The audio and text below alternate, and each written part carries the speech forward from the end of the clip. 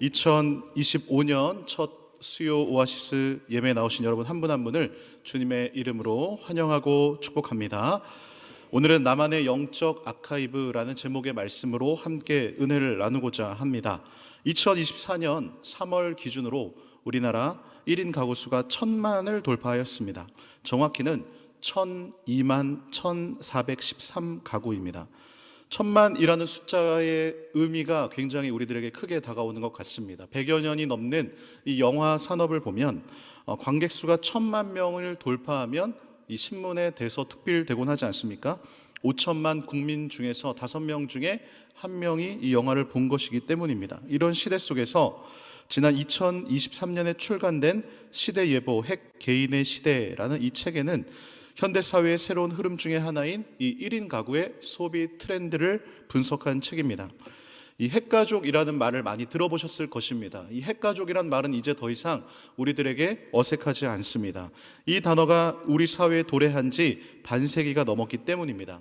이제 대한민국은 핵가족을 넘어서 더 작은 단위인 이 핵개인으로 분화하고 있더라라는 것이죠. 이 핵개인들은요, 집단주의적인 사고와 기성 문법에서 벗어나고 자기의 삶의 결정권을 가진 존재들입니다.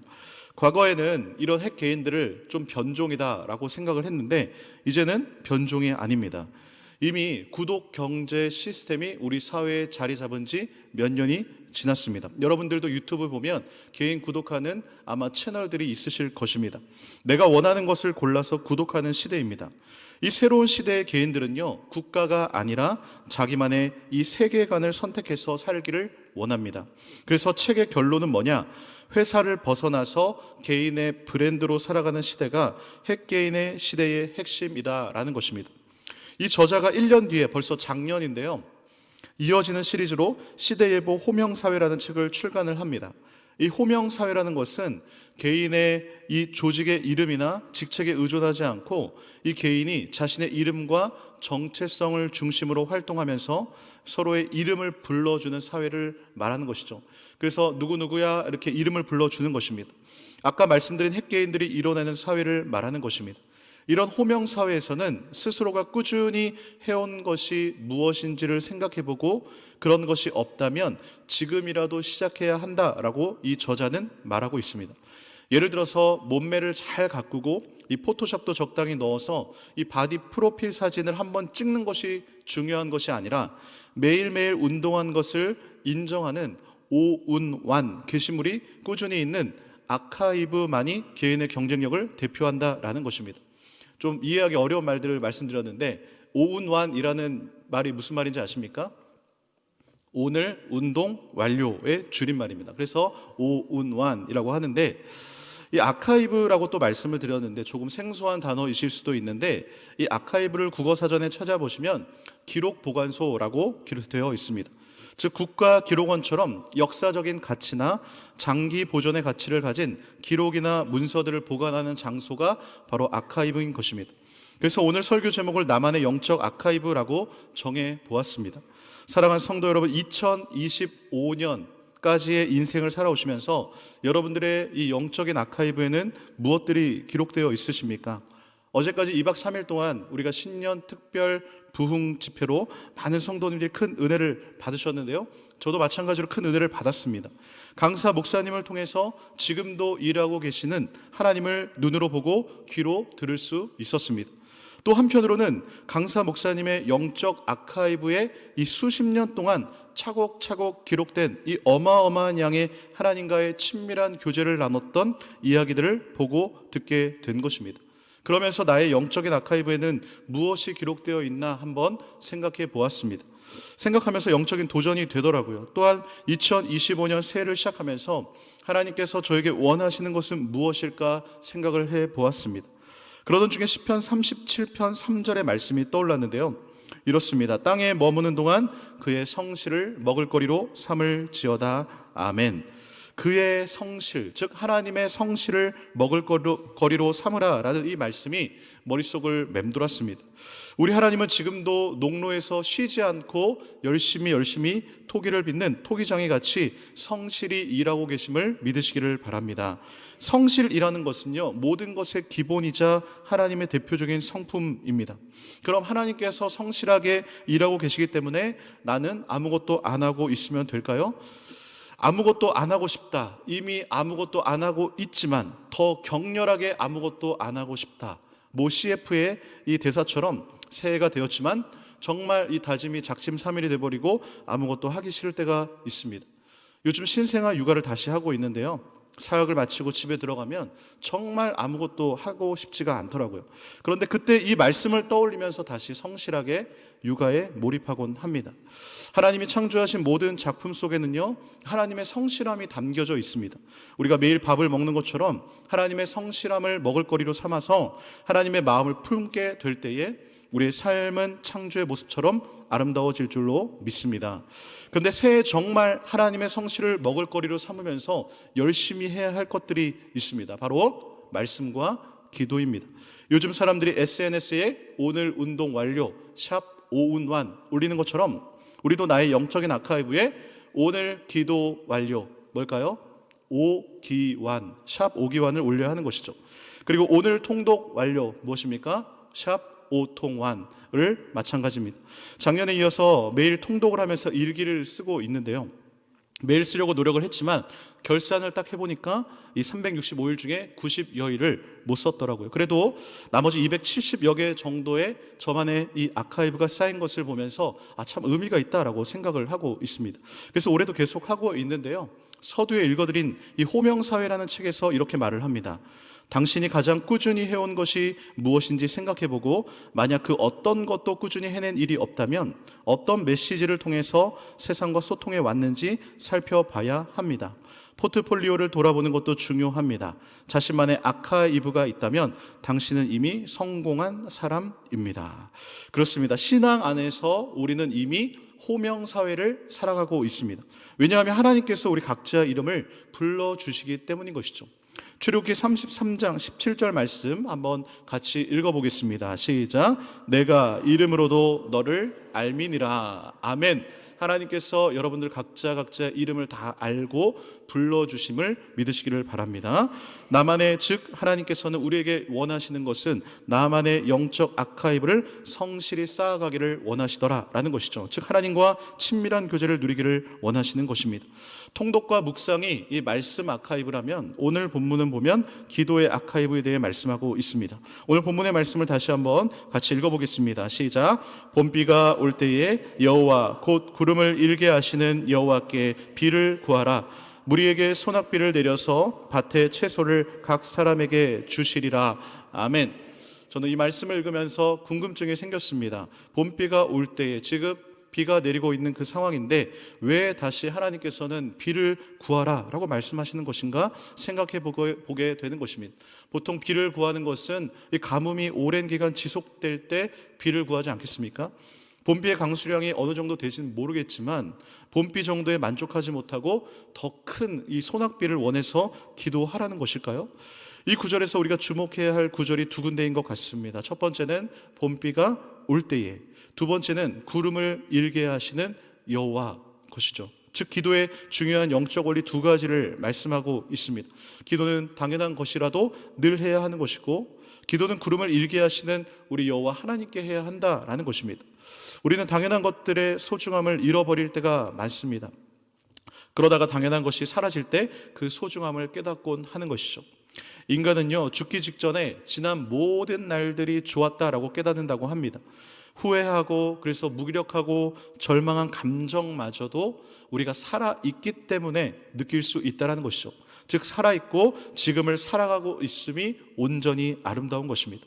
봄비가 올 때 여호와께 비를 구하라 라는 이 말씀은 지금 내가 호흡하고 있고 누리고 있는 것은 당연한 것이 아니라 하나님이 나에게 주시는 가장 소중한 은혜임을 깨달으라는 것입니다. 봄이라고 비가 당연히 오는 것이 아닙니다. 하나님께서 하늘의 문을 열어주셔야 비가 내리는 것입니다. 그래서 전 늘 아침마다 묵상할 때에 이 오늘이라는 선물을 주신 하나님께 감사하는 것입니다. 그리고 두 번째로 기도할 때 우리가 구한 것 이상을 주시는 하나님을 기대하라는 것입니다. 이스라엘은 아시다시피 아열대 기후 지역이기 때문에 여름과 가을에는 비가 오지 않고 겨울과 봄에 비가 내립니다. 우리나라는 보통 봄에 씨를 뿌려서 가을에 추수를 하는데 이스라엘은 겨울에 비가 오기 때문에 이때 씨를 뿌립니다. 그리고 봄이 되면 추수를 합니다. 그래서 성경을 보면 씨를 뿌리는 겨울에 내리는 비를 이른 비다, 그리고 추수 때인 봄에 내리는 비를 늦은 비다라고 표현을 합니다. 그래서 오늘 본문에 보니까 봄비가 올 때 여호와께 비를 구하라, 이 말씀을 보면 추수 때에 더 풍성한 열매를 맺기 위해 기도하라는 것입니다. 그럴 때 하나님께서 무리에게 소낙비를 내려서 밭의 채소를 각 사람에게 주시겠다 약속하신 것입니다. 여기서 채소라는 것을 히브리어로 보면 에세브라는 단어를 사용하고 있는데요, 사람들에게 필요한 각종 야채를 의미하는 것뿐만 아니라 짐승들에게 필요한 목초까지를 가리키는 것입니다. 즉 하나님께서 우리가 비를 구할 때 하나님께서는 소낙비를 내리셔서 각 사람에게 필요한 채소를 차고 넘치게 부어주실 것을 약속해 주시는 말씀인 것입니다. 그런데 여기서 우리가 내가 받고 누리는 이 각종 채소보다는 소낙비에 주목하기를 원합니다. 시편 68편 9절에 이런 말씀이 있는데 같이 읽어보겠습니다. 시작. 하나님이여 주께서 흡족한 비를 보내사 주의 기업이 곰핍할 때에 주께서 그것을 견고하게 하셨고, 아멘. 주의 기업이 곰핍할 때, 즉 내 상황과 형편이 무너져 지쳐서 도저히 아무것도 할 기력이 없을 만큼 몹시 고단할 때 하나님께서 무엇을 주신다고요? 흡족한 비를 내리셔서 견고하게 하셨다라고 말씀합니다. 새해가 되었지만 여전히 내 영혼이 곰핍한 상황 가운데 계십니까?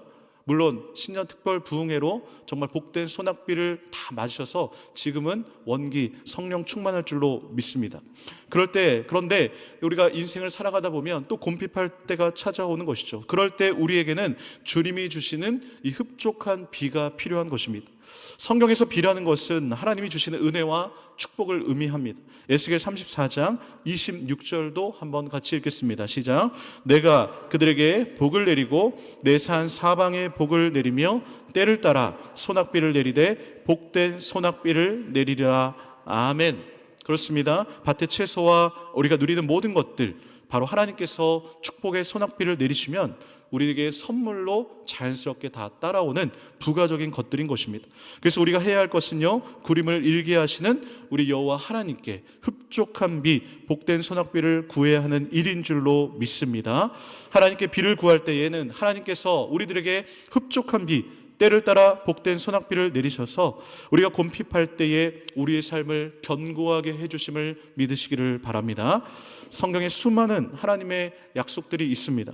오늘 우리가 읽은 말씀도 하나님의 약속의 말씀입니다. 그렇다면 하나님께서 미래에 이런 일들이 일어날 거니까, 현재와 같이 말씀하셨으니까 반드시 그러한 일이 미래에 일어나게 되는 것일까요? 다시 말씀드리면 가만히 있어도 하나님께서 약속하셨기 때문에, 말씀하셨기 때문에 말씀하신 대로 이루어지는 것일까요? 하나님은 모든 시간과 만물의 주관자이십니다. 하지만 그 일이 이루어지기 위해서는 바로 우리의 기도를 필요로 하신다라는 것이죠. 에스겔서 36장을 보면요, 1절부터 36절까지 하나님께서 이스라엘 백성들을 이렇게 구원해 주겠다, 굉장히 구체적으로 약속을 하십니다. 하나님께서 그렇게 말씀하시는 이유, 이스라엘 백성들을 구원하시려고 하는 이유는 이스라엘 사람들이 더럽혀 놓은 하나님의 이름을 내가 아끼기 때문이다 라고 이유까지 말씀해 주시는데요, 에스겔 36장 21절 같이 읽어보겠습니다. 시작. 그러나 이스라엘 족속이 들어간 그 여러 나라에서 더럽힌 내 거룩한 이름을 내가 아꼈노라. 아멘. 그렇게 36절까지 쭉 하나님이 구원에 관해 약속을 하십니다. 내가 너희를 구원하기 위해서 맑은 물을 뿌릴 것이다. 그리고 새 마음을 줄 것이다. 너희들의 굳은 마음을 제거할 것이다. 부드러운 마음을 줄 것이다. 그리고 만군의 여호와 이름으로 내가 약속한다라고 이렇게 구체적으로 약속하셨으면 그냥 가만히 있어도 구원받는 것 아닐까요? 그런데 이어지는 36절 다음 37절 이렇게 말씀하시는데 같이 읽어보겠습니다. 시작. 주 여호와께서 이같이 말씀하셨느니라. 그래도 이스라엘 족속이 이같이 자기들에게 이루어 주기를 내게 구하여야 할지라. 아멘. 그렇습니다. 하나님은 그래도 이스라엘 족속이 자기들에게 하나님의 약속을 이루어 주시기를 기도해야 한다는 것입니다. 그 이유가 바로 이어지는 38절에 나오는데요, 바로 구원의 여호와께로부터 이 모든 것들이 오는 것임을 알게 하시기 위함이다, 이렇게 말씀하시는 것이죠. 우리 38절 같이 읽어보겠습니다. 시작. 그리한즉 그들이 나를 여호와인 줄 알리라 하셨느니라. 아멘.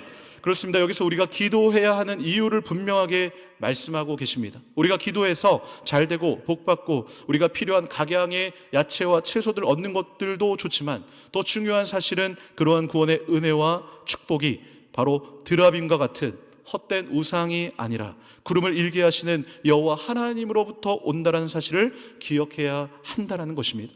스가랴서도 마찬가지입니다. 이스라엘 백성들이요, 드라빔 같은 우상들을 신으로 여기고 점치는 사람들에게 구했을 때에 목자 없는 양같이 곤고를 당했다, 바로 2절에 기록하고 있는 것이죠. 스가랴 당시 사람들이요, 바벨론의 느부갓네살 왕의 침공으로 인해서 파괴된 이 예루살렘 성전이 재건이 됩니다. 재건이 되니까 이제 자신들의 삶이 안정이 되고 하나님의 축복이 임하겠지라고 그렇게 생각을 했습니다. 그런데 제2성전을 완공을 했음에도 불구하고 평화로운 세상에 도래하지 않고 이 포로 귀환 자들의 생활이 안정되지 않자 실망하고 무너지고 좌절하고 있는 그런 상황인 것입니다. 그런 상황에서 하나님께서 이스라엘 백성들을 향하여 바로 오늘 본문의 말씀을 드리고 있는 것이죠. 바로 기도하라라고 권면하신 것입니다. 그렇습니다. 은혜의 단비, 축복의 단비는 일방적으로 주시는 것이 아니라 바로 우리 기도를 시작으로 하나님께서 때를 따라 공급해 주는 것임을 믿으시기를 바랍니다. 그러므로 우리는 기도하기를 쉬지 않아야 하는 것입니다. 2025년이 시작되면서 여러분들은 어떤 기도의 제목들이 있으십니까? 17년째 매년 출간되는 책인데 아마 올해도 출간되면 당연히 베스트셀러 1위에 오를 책이 있습니다. 바로 트렌드 코리아라는 책인데요, 그만큼 많은 사람들에게 인정을 받고 미래를 예측하고 트렌드를 이끌어가는 힘이 어마어마한 책인 것 같습니다. 2025년 이 트렌드 키워드를 보면 아보하라는 단어가 있는데, 아까도 말씀드렸지만 한국 사람들이 이 줄임말을 굉장히 좋아하는 것 같습니다. 바로 아보하라는 말은 아주 보통의 하루를 줄여서 아보하라고 합니다. 2018년에 이 소확행이라는 키워드가 대히트를 쳤는데, 이 소확행이란 말은 무엇인지 아십니까? 네, 잘 아시네요. 소소하지만 확실한 행복. 이 소확행의 연장선이 아보하라고 보시면 되는 것이죠. 이 아보하를 트렌드로 잡은 이유는 이제는 소확행마저도 사치가 되어 버렸다는 것입니다. 치열한 경쟁에 지친 현대인들이 이제는 소소하고 확실한 작은 행복이 아니라 그냥 무탈하고 평안한 하루에 감사하다라는 것입니다. 즉 아주 행복하지도 않고 그렇다고 너무 불행하지도 않은 무난한 일상의 가치를 두는 태도가 바로 아보하인 것이죠. 한편으로는 아무리 노력을 해도 지금보다 행복해질 것 같지 않다라는 이 젊은 세대의 좌절이 반영되었다라는 평가도 있는데요, 이 신앙적으로 접근을 해보면 아보하, 아주 보통의 하루가 당연한 것이 아니라 하나님의 놀라운 은혜요, 기적이다 라는 이 측면에서는 참 의미가 있다라고 생각을 합니다. 우리는 종종 평범하게 살고 싶다라는 표현을 자주 합니다. 안정적인 직업, 적당한 수입, 가족과 함께하는 저녁이 있는 삶을 꿈꾸는 것입니다.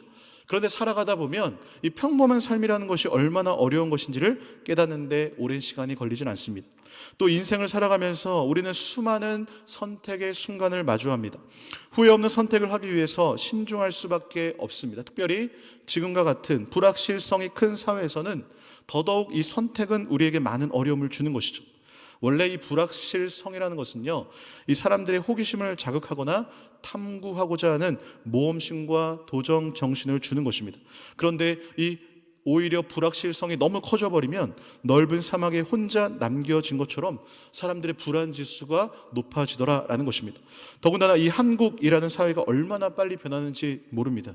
이 매년 10가지의 트렌드를 키워드로 뽑아내는 것도 참 대단하다라고 생각을 하는데, 이 책이 한번 유행을 타니까 너도 나도 각 분야에서 다 이 트렌드라는 단어가 들어간 책들을 쏟아내고 있는 것이죠. 세상이 너무 빨리 변하고 순식간에 트렌드가 바뀌다 보니까 사람들은 최선의 선택하기 위해서 고민이 깊어집니다. 그리고 선택의 기로의 앞에서 사람들은 피로감을 호소하기도 합니다. 어떤 사람들은 통계와 분석 자료들을 바탕으로 이성적인 판단으로 탁월한 결정을 내리려고 하지만 이 머릿속에 생각들이 너무 지나치게 많아지기 때문에 해결 방법이 떠오르지 않을 때도 있습니다. 그래서 무의식 중에 내리는 이 직관의 지혜를 막아버리는 결과가 되더라라는 것입니다. 그래서 오히려 반대로 이런 제목의 책들이 베스트셀러로 인기를 끌지 않나 생각해 봅니다. 제목이 이런데요. 생각이 너무 많은 어른들을 위한 심리학. 이 생각이 너무 많은 어른들을 위한 심리학 제목을 딱 책을 내니까 바로 베스트셀러가 됩니다. 그만큼 생각이 복잡하고 많은 현대인들이 어떻게 해서든지 이러한 생각의 굴레로부터 벗어나고자 하는 탈출구를 바로 이런 책들을 통해 찾고 있는 것 아닐까요? 그런데 우리는요, 이런 책의 도움을 받기보다는 바로 구름을 일으키시고 복된 소낙비를 내리시는 우리 하나님께 기도해야 될 줄로 믿습니다. 그럴 때 내 머리를 복잡하게 하고 선택에 어려움을 주는 세상의 모든 소리가 잠잠해지고 내 영적 내면의 질서가 자리 잡히게 될 것입니다. 성경은 분명하게 말씀합니다. 모든 복잡한 생각들이 기도할 때 정리될 것이다. 그러니 아무것도 염려하지 말고 기도하라는 것입니다. 빌립보서 4장 6절 7절 우리 유명한 말씀 같이 읽겠습니다. 시작. 아무것도 염려하지 말고 다만 모든 일에 기도와 간구로 너희 구할 것을 감사함으로 하나님께 아뢰라. 그리하면 모든 지각에 뛰어난 하나님의 평강이 그리스도 예수 안에서 너희 마음과 생각을 지키시리라. 아멘. 모든 지각에 뛰어나다라는 것은 인간의 헤아림을 뛰어넘는 하나님의 그 평강이 여러분들의 마음과 생각을 지켜주고 질서를 자리 잡게 해준다라는 것입니다.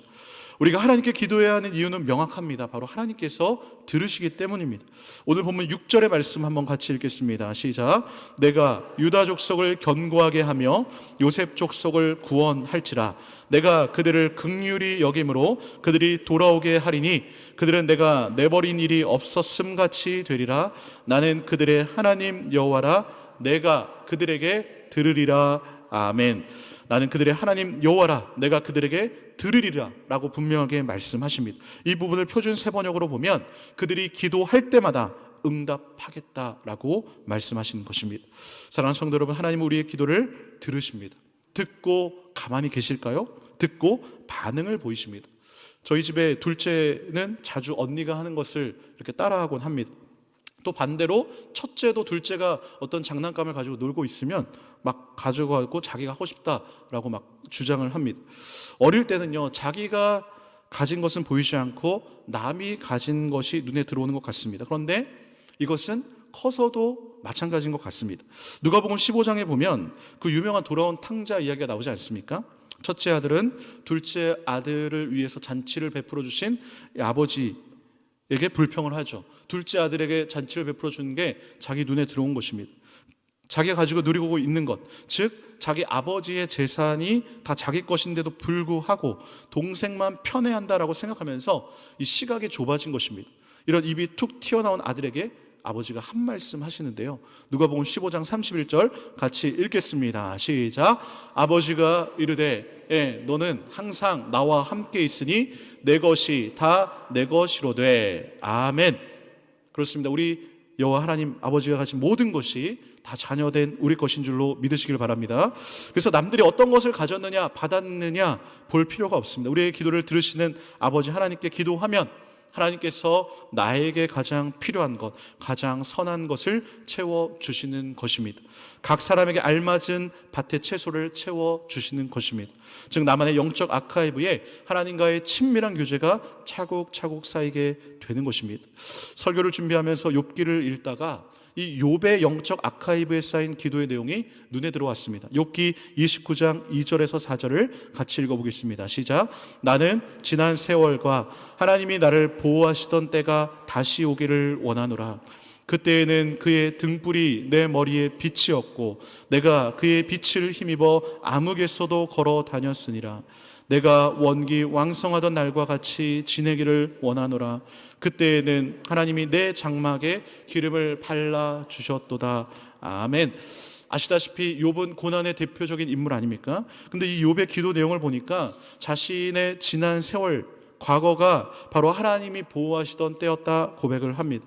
자신이 윤택하게 살았던 모든 것들은 하나님의 전적인 도움이었다라고 고백을 하고 있습니다. 즉 욥이 자신이 누렸던 과거의 그 부귀영화가 모두 전능하신 하나님이 함께 하셨기 때문에 가능했다라고 이렇게 고백을 합니다. 그러니까 지금 욥이 자기 자랑을 하고 있는 것이 아니라 자신이 하나님과 누렸던 이 영적 아카이브, 간증을 하고 있더라라는 것이죠. 그러면서 다시 예전의 영광을 회복시켜 달라라고 기도하고 있는 것입니다. 우리는요, 하나님으로부터 많은 은혜를 받지만 쉽게 잊어버립니다. 그런데 내가 그것을 간증한다 하는 것은 그 하나님의 은혜를 기억한다라는 것입니다. 하나님의 은혜를 기억하는 사람은 믿음을 지킬 수 있습니다. 어떠한 유혹과 시험에서도 신앙을 지켜나갈 수 있는 힘이 바로 이 기억에 있는 것입니다. 그래서 광야 생활을 마치고 이스라엘 백성들이 가나안 땅에 들어가기 전에 하나님께서 그들에게 명령한 첫 번째 명령이 무엇인지 아십니까? 기억하라라는 것입니다. 광야에서 베푼 하나님의 은혜를 기억하라는 것입니다.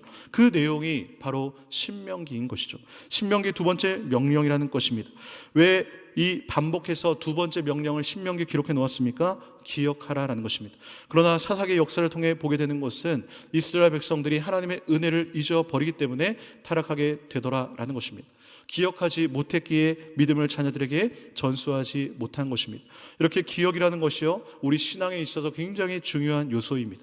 그런데 욥은 어려운 상황에서 하나님의 은혜를 기억하고 있습니다. 그 기억을 가능하게 한 것이 무엇이냐? 바로 나만의 영적 아카이브인 줄로 믿습니다. 지난 1년간 통독을 하면서 묵상의 길을 쓴 것들이 저만의 아카이브가 됐습니다. 한번 쓰면 정말 최소 30분, 1시간 이렇게 걸리는데 그렇게 한 것은 정말 처음이었습니다. 해보니까 너무나 좋아서 올해도 꾸준히 하려고 노력하고 있는데요. 인간이 망각의 동물이기 때문에 필요한 것이 무엇입니까? 적자 생존 아닙니까? 적는 자만이 살아남는다. 아시죠? 바라옵기는 올해가 시작되고 부흥회로 받은 은혜, 어제까지 부흥회 마쳤는데 잊지 않고 기억하시기를 축복합니다. 하나님과의 친밀한 교제인 기도로 영적 아카이브를 쌓아나가시기를 축복합니다. 그래서 짧더라도 매일의 묵상과 기도 제목들을 정리를 해서 이 응답을 기록하다 보니까 구름을 일게 하시는 하나님께서 각 사람에게 나에게 이런 축복의 소낙비를 주어 주셨구나, 그것을 기억하고 간증하는 저와 여러분 되기를 간절히 소망합니다. 2025년이 되면서 우리가 한 살씩 더 먹게 되었는데요, 작년까지만 하더라도 저희 둘째 이 하이미는 굉장히 미운 4살 모드였습니다. 자기 주장과 고집이 늘어나면서 온 가족을 너무나 힘들게 했습니다. 한 번은 하이미로 인해서 정말 힘들었던 날이 있습니다. 그때도 너무나 힘들어서 이 묵상일기 기록을 해 놓았는데요, 너무 힘들게 하니까 이 첫째 가은이가 옆에 있는데 눈에 들어왔습니다. 그리고 가은이에게 이렇게 이야기해 주었습니다. 가은아, 너도 4살 때 저렇게 엄마 아빠를 힘들게 했어. 기억나니? 기억할까요? 못할까요? 당연히 못하죠. 하이미를 등원을 시키고 이제 가은이랑 엄마랑 둘이 남았는데 갑자기 가은이가 엄마에게 이렇게 말을 합니다. 엄마, 그럼 그때 내가 미안하다고 했어? 안 했어? 하더니 갑자기 엄마, 내가 지금 4살 가은이라고 생각해? 엄마 미안해, 이렇게 라고 하는 거 아닙니까? 네, 감동이죠. 그런데 여기서 끝이 아닙니다. 밤이 되었습니다. 역시나 엄마가 하이미를 재우는 것이 너무나 힘들었습니다. 가은이 방에서 가은이가 저와 둘이 있는데 작은 수면등을 켜더니 펜과 편지지와 편지 봉투를 가져옵니다. 그리고 이렇게 씁니다. 엄마 미안해요, 사랑해요, 가은이가. 편지를 쓰더니 편지 봉투에 넣고 이제 스티커까지 붙이는 것이죠. 그리고 하이미를 다 재운 다음에 엄마에게 편지를 갖다 주더라라는 것이죠. 그때 저는 묵상일기에 이렇게 적어 놓았습니다. 끊임없는 대화와 소통 가운데 역사는 일어난다. 그렇습니다. 엄마와 이 가은이가 굉장히 소통을 많이 하거든요. 봄비가 올 때 여호와 곧 구름을 일게 하시는 여호와께 비를 구하며 하나님과 친밀한 교제 가운데 소통할 때에 예상치 못한 놀라운 일들이 2025년 우리의 삶 가운데 펼쳐질 줄로 믿습니다. 오늘 우리가 스가랴 말씀을 읽었는데요, 스가랴 1장 1절은 이렇게 시작합니다. 같이 읽겠습니다. 시작. 다리오 왕 제2년 8째 달에 여호와의 말씀이 이또의 손자 베레가의 아들 선지자 스가랴에게 임하니라. 아멘. 성경에는 그냥 허투루 기록된 말씀이 단 하나도 없는 줄로 믿습니다. 근데 보니까 왜 굳이 누구의 손자, 누구의 아들 이렇게 기록을 해 놓았을까? 스가랴가 이또의 손자 베레가의 아들이다. 근데 각자 이름에 뜻이 있습니다. 스가랴라는 이름의 뜻은요, 하나님께서 기억하신다입니다. 베레가는 하나님께서 축복하신다라는 뜻입니다. 이또는 적절한 시기에라는 뜻을 가졌습니다. 그래서 그 이름을 쭉 이어보면 하나님께서 기억하시고 적절한 시기에 축복하실 것이다 라는 뜻이 발견되게 되는 것이죠. 우리가 매일 드리는 이 기도를 통해서 나만의 영적 아카이브에 차곡차곡 쌓여서 하나님이 기억하시고 또 10여 날을 넘게 연단받으신 그 부흥 강사 목사님처럼 적절한 시기에 반드시 축복해 주실 줄로 믿습니다.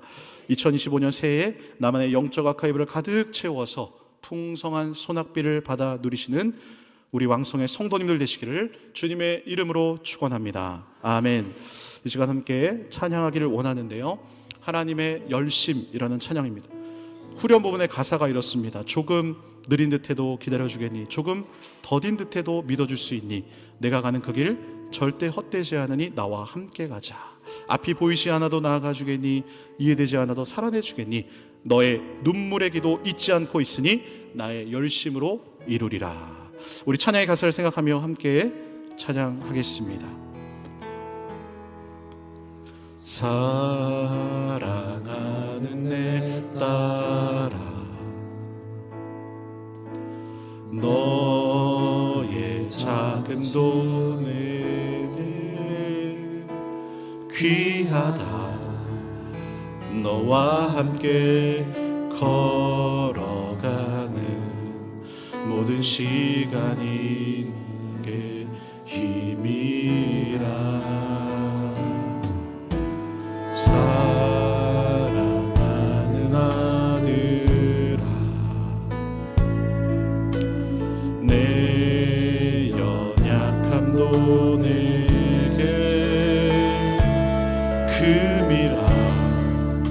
너로 인해 잃어버린 나의 양들이 돌아오리라.